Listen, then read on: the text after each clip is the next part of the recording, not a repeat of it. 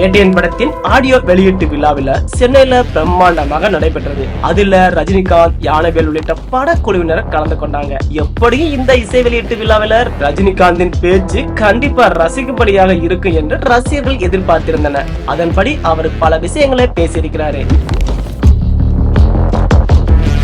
Jailer படத்தின் மிகப்பெரிய வெற்றிக்கு பிறகு ரஜினிகாந்த் நடிக்கும் படம் வேட்டையன். இந்த படத்தை ஜெய்பீம் படத்தின் இயக்குனர் ஞானவேல் தான் இயக்கி வருகிறாரு. வேட்டையன் இசை வெளியீட்டு விழாவில் ரஜினிகாந்த் பேசும்போது வேட்டையன் படத்தின் கதை எப்படி தேர்வு செய்த, அந்த படம் என்ன மாதிரியான படம் என்பது குறித்து பேசியிருக்கிறாரு.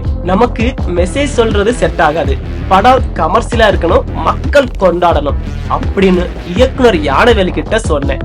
லோகேஷ் கனகராஜ், நெல்சன் மாதிரி என்னால படம் பண்ண முடியாது சார், ஆனா உங்களுக்கு செட் ஆகுற மாதிரியும் மக்களுக்கு பிடிப்பது போன்ற ஒரு கதையை பண்ணலாம் என்றார். அதற்கு தான் உங்களை அழைத்தேன்.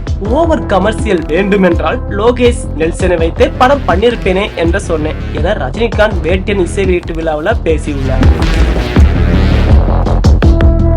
மேலும் இந்த இசை வெளியீட்டு விழாவில் பேசிய ரஜினிகாந்த், சகுனிகள் இருக்கின்ற இந்த சமுதாயத்தில் நல்லவனாக இருந்தால் பிழைத்துக் கொள்ள முடியாது, கொஞ்சம் சாணக்கியத்தனமும் சாமர்த்தியமும் வேண்டும் என குறிப்பிட்டுள்ளார். இதனை பார்த்த ரசிகர்கள் ரஜினிகாந்த் யாரை சகுனிகள் என்று சொல்கிறார், தனது தனிப்பட்ட பிரச்சனையை மையப்படுத்தி இப்படி சொல்கிறாரா, இல்லை சினிமாவில் அவருக்கு பிரச்சனை ஏற்படுத்துபவர்களை பற்றி இப்படி சொல்கிறாரா என்று ரசிகர்கள் கேள்வி எழுப்பி வராங்க.